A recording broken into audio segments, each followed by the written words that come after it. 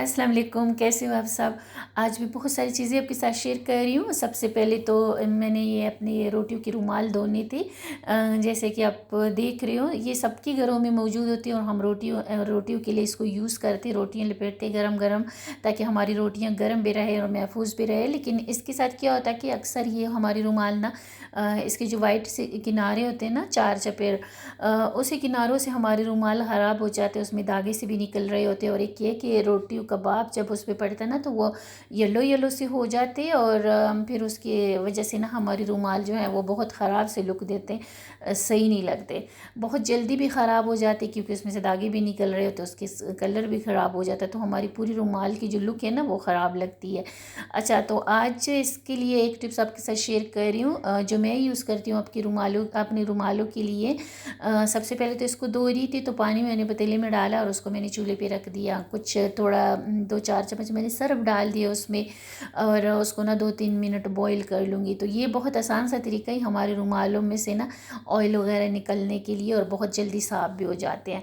तो जब तक मेरे रुमाल वहाँ पे बॉईल होंगे, साफ़ होंगे, तब तक मैं ना अपने किचन में थोड़ी सी डस्टिंग कर लूँगी। और जैसे कि आपको पता है, आजकल डस्टिंग का काम बहुत ज़्यादा हुआ हुआ है। सर्दियों में तो हम दूसरे तीसरे दिन भी डस्टिंग कर सकते हैं, हमारा घर जो है वो साफ़ रहता है। लेकिन गर्मियों में हमें हर रोज़ डस्टिंग करनी पड़ती है। तो इस तरीके से मल्टीटास्क हमें करने पड़ते हैं, फिर ही हमारे काम जो है वो पूरे हो जाते हैं। जितने दिन लंबे होते हैं उतने हमारे काम भी बढ़ रहे होते हैं, क्योंकि दिन लंबे हो जाते हैं लेकिन हमारी डस्टिंग का काम इतना ज़्यादा हो जाता है, हमारे धोने मोने का काम इतना ज़्यादा हो जाता है, हमारे कपड़े कपड़े बहुत ज़्यादा, हम हर रोज़ तकरीबन घर वाले कपड़े चेंज कर रहे होते हैं, और हमें हर रोज़ मशीन भी लगानी पड़ती है। तो जितने दिन लंबे होते उतने हमारे काम भी बढ़ रहे होते हैं, हमारे काम जो है वो ख़त्म नहीं होते। तो थोड़ा सा मल्टीटास्क हम करेंगे तो फिर हमारे काम जो है वो पूरे होंगे। तो जैसे कि आप देख रहे हो, जब तक मेरे रुमाल जो है वो 2-3 मिनट के लिए बॉयल होंगे, तब तक के लिए मैंने अपने किचन में ना एक साइड पे डस्टिंग कर ली। अच्छा, यहाँ पे रुमाल जो थे वो हमारे बॉईल हो गए। एक चम्मच मैंने ले लिया, उसको मैं अच्छे से उल्ट पुल्ट कर लूँगी, कुछ टाइम मैं इसको और छोड़ दूँगी। तो इस तरीके से हमारी रुमाल जो है वो बहुत अच्छे से साफ़ हो जाते हैं। छोटी छोटी सी चीज़ें होती है, लेकिन हमारी चीज़ों पे ना ये बहुत ज़्यादा असर डालती है। थोड़ा सा हम समझदारी से काम करते हैं, थोड़ा सा एहतियात से, और थोड़ा सा ना तवज्जो से काम करते हैं, तो उससे फिर हमारा जो है टाइम भी हमारे लिए बच जाता है, चाहे हमारे कितने भी काम हो, और हमारे काम भी अच्छे से हो रहे होते हैं, हमारा घर भी साफ़ सुथरा रहता है। अच्छा, यहाँ पे मैंने सफाई की सारी कपड़े भी इकट्ठे कर लिए, जिसमें ना डस्टिंग वगैरह के लिए यूज़ कर रही होती हूँ। तो ये मैंने रोटी की रुमाल जो थे वो अच्छे से बॉईल होगी, इसको मैंने निकाल लिया। बहुत ध्यान से करना, क्योंकि पानी बहुत ज़्यादा गर्म होता है, बॉईल होता है, हाथ वगैरह बचाने। और गर्मियों में वैसे भी थोड़ी सा भी सेक लगता है चूल्हे का, तो हमारे हाथों पे लग जाता है। तो उसी पानी में मैंने वो सारे कपड़े रख दिए, जिससे मैं डस्टिंग वगैरह करती हूँ। छोटे छोटे पीस मैंने काट के रखे होते हैं, तो उससे मैं डस्टिंग कर रही होती हूँ। तो जब तक मेरी ये रुमाल धुलेंगे, तब तक हमारी जो वो डस्टिंग वाले कपड़े वो भी उसमें से धुल जानी है। तो इसी तरीके से हमारी मल्टीटास्क जब हम करते हैं, तो हमारे किचन का काम भी समेट जाता है और हमारे पूरे घर का।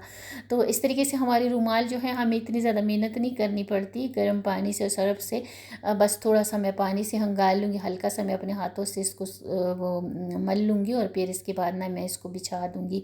और इसके किनारे जो है मैंने उतार लिए थे पहले ही, और अभी जो है ना मैं आपके साथ शेयर करूँगी इसके साथ मैं क्या करती हूँ। फिलहाल मेरी वो रुमाल धुल गई, उसको मैंने बिछा दिया, और अभी जो जितने भी कपड़े थे ना डस्टिंग वाले, उसको मैंने कर लिया। अच्छा, ये जब जब ज़्यादा ख़राब हो जाती फिर तो मैं इसको फेंक देती हूँ, लेकिन जब तक यूज़ होते हैं कम गंदे हुए होते, तो फिर मैं धो लेती हूँ और फिर मैं दोबारा यूज़ कर लेती हूँ।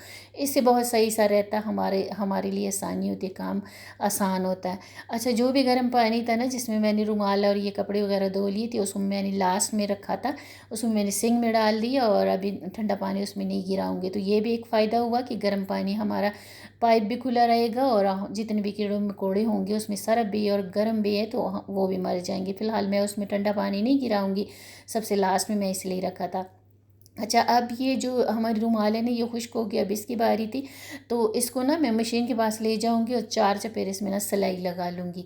ये बहुत ज़बरदस्त रहती है, हमारी रुमाल ज़्यादा टाइम भी चल जाते हैं और साफ़ सुथरे भी लगते हैं, लुक भी इसकी बहुत प्यारी होती है। जब आप रोटी के साथ इसको रखते हो, तो ना रखे हुए भी प्यारे लगते हैं, और ख़राब भी नहीं होते, बहुत टाइम चल जाते हैं। अब करके देखिएगा, आपकी रुमाल जो है बहुत टाइम चल जाती है और ख़राब नहीं होती। जैसे कि आप देख रहे हो, ये 2 रुमाल के मैंने ना ऐसे किनारे वो करे कर लिए थे, 4 चपेर बहा लगाया हुआ था, तो ये मैं आपको दिखा रही हूँ। तो सेम इसी तरीके से तो ये भी वाइट किनारे मैंने उतार दिए और फिर मैंने इसको फोल्ड करके ना एक बखा लगा लिया। अच्छा, अगर आपके पास मशीन है तो मशीन से कर लिया, मशीन नहीं है तो कोई बात नहीं, आप सुई से भी कर सकते हो। कोई इतना मुश्किल काम नहीं है। बस थोड़ा सा ना इसको 4 चपेर किनारे इसको फोल्ड करके इस पर बखा लगा लूँगी और फिर बहुत अच्छे से हमारी ये रुमाल जो है ये हमें मिल जाती है और साफ़ सुथरे भी लगती है और लुक भी अच्छी लगती है।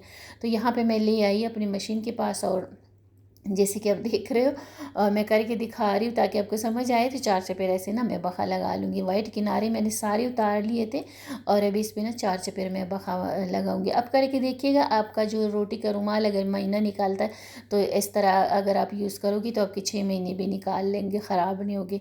तो इस तरीके से ना हमारी रुमाल बहुत अच्छी भी लगती। सारी रुमालों के मैंने ऐसे 4 चपेर बखा लगा लिए और अच्छे से इसको मैं तय करके रखूँगी। अच्छा, तय करके रखने से एक ये फ़ायदा होता है कि आपको प्रेस नहीं करना पड़ता। जब आप निकालते हो ना रोटियों के लिए तो फिर आपको ना ये प्रेस नहीं करनी पड़ती, आप ऐसे ही निकाल के अपनी रोटियां लपेट लेते हो, बहुत अच्छी सी भी लगती है। और जब हम तय करके रखते हैं ना बहुत फ्रेश भी रहते हैं और हमें बिल्कुल भी इसको प्रेस करने की भी ज़रूरत नहीं पड़ती। तो ऐसे मैं सारे तय करके और एक डब्बा मैंने रखा हुआ है, उसमें मैं रख दूँगी और उसका ना ढक्कन वाला डब्बा, उसका लिड भी है तो अच्छे से बंद कर लूँगी, तो कोई धूल मिट्टी भी नहीं पड़ेगी। जब भी मुझे ज़रूरत होती है तो इससे निकाल के मैं यूज़ कर लेती हूँ और फिर उसके बाद धो के वापस इसमें फोल्ड करके रख लेती हूँ, तो इस्त्री करने की भी ज़रूरत नहीं होती।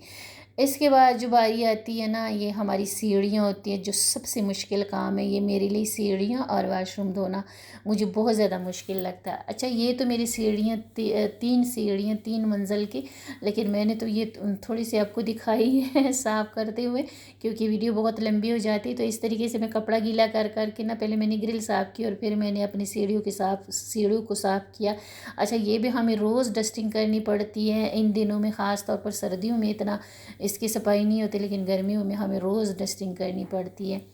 और ये मेरा जो था ना मनी प्लांट था, तो ये गराज में मैंने रखा हुआ था और अभी धूप इतनी ज़्यादा तेज़ हो गई ना कि ये खुश्क होने को आया, तो इसको भी मैं अंदर ले आई और इसके नीचे जो ये जो हमारे प्लेट होते हैं ना बेकिंग के लिए, जो हम पिज़्ज़ा वगैरह के लिए यूज़ करते हैं, तो वो जो ख़राब हो जाते हैं, मेरे पास 2-4 पड़े हुए, तो वो मैं इसके नीचे रख के और इसमें मैंने अपना मनी प्लांट रख दिया। सबसे पहले मैं गराज धो लेती हूँ क्योंकि फिर गर्मी हो जाती है और फिर दिन को गराज में नहीं धो सकती, तो गराज के बाद फिर मैंने अपनी दूसरे काम किए।